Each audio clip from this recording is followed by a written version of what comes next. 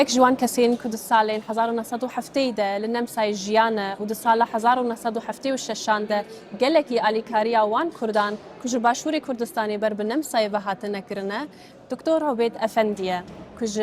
كوباني يا روجا واي كردستانية ويدمي كدروي هدا كيبو إيرو القلمنا وأزدخوازم شان برسان جوي بكم قالك سباس جبو دماوا دكتور سرچاوان زور سپاس جبو رودا و جبو تیما و راستی اون کاره کی زور چاک بریک و پیک دکن دو وقتی خدا اما کوملای خواندوانی کرد لأوروپا هبون هیچ إذاعي كردي تنبو تلفزيوني تنبو روداو بو يكم دنگي كرد و كردستان زور سپاس جبو تناول العراس دكتور قالك سباس دكتور پشتی بینجی سالان جوی هفکاریا که هشت او کردین جباشوری کردستانی بر بنمسای و ورن نها هستی وچیه که هند بینن او کرد نها بونا کسین سرکفتی پوزیسیونین بلند بحقيقة من پشتی که از هات مهرا لهرا من مديسين تواوي كر و إيشي كر و از برپرسی کوملای خواندوانی کرد بوم از وگریام کوبانه لكوبانه او چاوا مدست بيكر از كتختور خير از بوما رئيس المنطقة الصحية بيشتي بوما طبيب شرعي الويدرة 15 سال من الويدرة يشيكر دي وضعي كوبانه تيكشو دست بيك نهايتي 2013 وضع زور قوربو زوري خرابو سفارتي نمسا تليفوني بوي ايما كرن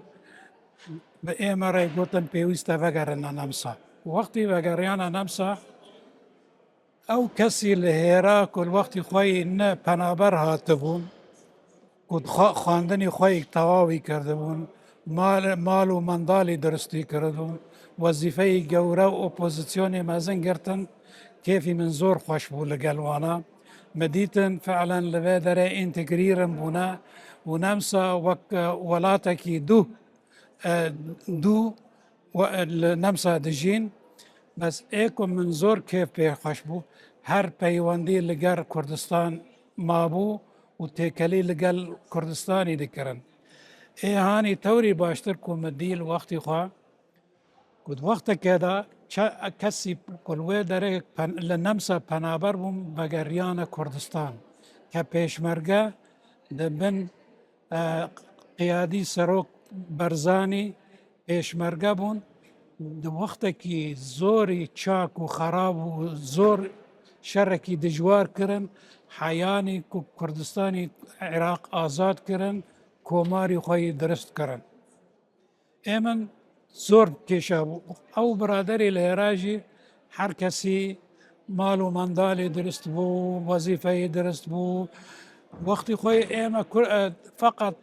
کوملی خواندوانی کرد لنمسا ام چند کس بود استاد دناری لهرا برپرسی كوماري كردستاني عراق ليرا هي البيدرة كرد بحزاران هي نشاطك سياسي زوري خورتي هي دوستو برادري بيغاناي مي هي كي جان دائرة لزان كرد وكردستان بريغاي ملا مصطفى نامر هل أوروبا هاتا ناسكرن راستا دكتور نها ام لسر باشوری کردستانی آخوین لیز دخوازم زانبم هیویا واجبو هر چار آلین کردستانی چیه؟ بحقيقة امن بخوا تندرستيا كي باش تمنى كي دريج جبو سروك برزاني دخازم كاك مسعود كردي كردستانية جبو حمو بارچاي هر چار بارچاي كردستانه ایتش کوبانی لبیر مته 2014 که وقتا داعش ایرشی کوبانی کر دبن آل کردستان دا بسروکتی کاک مسعود آنین کوبانی رزگار کرن و نهیشتن لدست داعشی بکوه اما خاصة لأم وضع استانا ایوستیما زور کسی وکاک مسعودی هیا انسانی کردستانی هیا ام دزانن تدي روشي سوريا جيشتا شو وضعي كردي تيك شو دي ساي كاك مسعود وكاك نشروان برزاني بر بشتقري روجافاي قرتن حتى حقوقي خوي بستينا وكدين كناك بقناعتي من هناك مسعود با وكاك نشروان برزاني با هيك وضعي كردستاني سوريا يتكدجو ونديما أوا قناعت كرد حمول هر چهار پارچه کردستان گوتنه وان جبو کرد و کردستان کو بیاک بک و امکانه به مسر کردن حتی و اما مسئله پارتی کردستان همو پارچه کردستان که هیا به ویستا حزب خدمتی ملتی کرد که نم ملتی کرد خدمتی حزبی خواهی که ایمن هیچ ام ندجن و پارتی هبه احزابی کردی زور بن بس نهایت کجبو کرد و کردستان گوتنه وان یک به و دستی وان یک به وکم گوت وقتا که هر چهار پارچه کردستان دبن قیادی برزانی و دبن آلی کردستان لکوبانه بی بونه یک زوری دجمن بردن اما حیاک و ام نبنه یک و گوتنه من نه یک به قناعت من ام سرناک هم دکتر از دخوازم زنبم قالوا هیچ سردانا باشوری کردستانی کریه و اگر و سردانا باشوری کردستانی کریه هریما کردستانی و هناکی لسر و سردانی با من بحقیقت دسه جاری روشت ما باشوری کردستان و کردستانی من دیتی جارا یکم الویدر من دی آلی کردستان لجورا سر بلند زور به سر بلندایی که خوشی چوم نکو اوتونومی که مسعود اوتونومی چکر دمکی کرد پر کردستان زور پیش داد کردستان تکانی به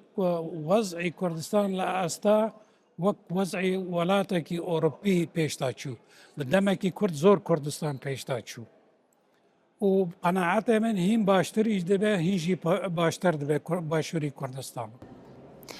دکتر از دخوازم دی سهرم سر روژاوای کردستانی روشا روژاوای کردستانی پیش روژاوای کردستانی چاوا دبینی وقت زانی تجیش کوبانی به حقیقت وضعی رجعه وضعکی درستی نیه قناعت من استقراری نیه